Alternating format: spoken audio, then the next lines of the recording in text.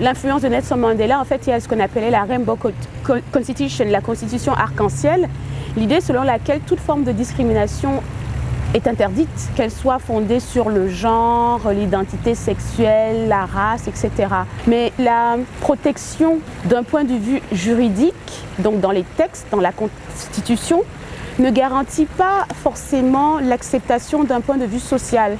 Notamment la situation des femmes, des lesbiennes, en fait, est très problématique dans la mesure où leurs droits garantis par la Constitution est malmenée dans les pratiques du quotidien.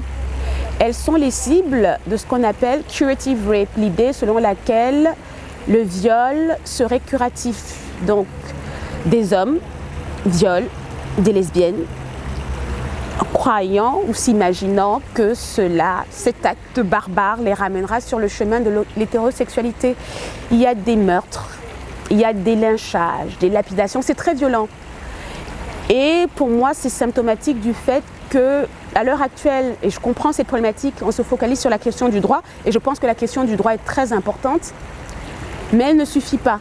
Que fait-on notamment dans le cadre sud-africain lorsque le droit vous garantit une certaine liberté, mais concrètement au quotidien, cette liberté est violée, c'est très difficile d'entendre justice ou même de poursuivre les personnes qui vous ont agressé en justice.